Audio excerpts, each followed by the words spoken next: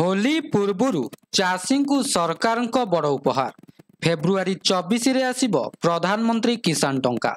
तेबे कौन रही संपूर्ण अपडेट टी आसंतु जानिबा। ता पूर्वरु वीडियोटी को लाइक और शेयर करी चैनल टी को सब्सक्राइब करबा पई अनुरोध। प्रधानमंत्री किसान सम्मान निधिर 19तम किस्ती फेब्रुआरी 24 तारिख रे प्रकाशित हेबो। केंद्र सरकार 22,000 कोटी टंकार पांठी जारी करिवे।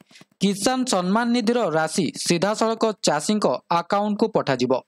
प्रधानमंत्री किसान सम्मान निधिर 18तम किस्ती अक्टोबर 2024 रे जारी होइतिला। एबे एही योजनार 19तम किस्ती फेब्रुआरी 24 रे जारी हेबो।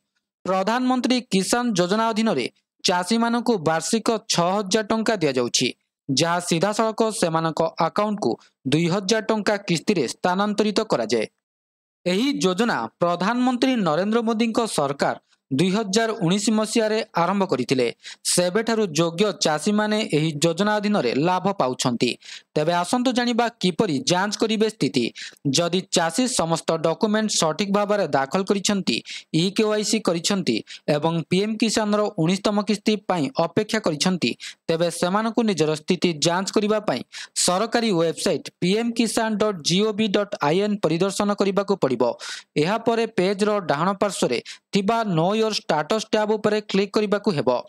पंजीकरण नंबर एंट्री करिबा परे डाटा पांतु विकल्प को चयन करिबाकु हेबो। एहा परे टैब स्क्रीन रे संपूर्ण स्थिति देखि हेबो।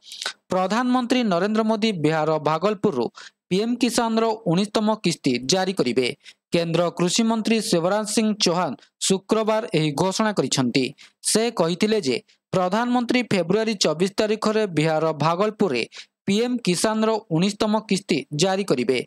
9.8 कोटी योग्य चाषी बैंक अकाउंट को सीधा सड़क 22,000 कोटी टंका पठाजिबो। तेबे यह थिला संपूर्ण अपडेट टी। वीडियोटी भल लागिथिले वीडियोटी को लाइक करंतु, शेयर करंतु एवं चैनल टी को सब्सक्राइब करबा को भूलंतु नहीं। धन्यवाद।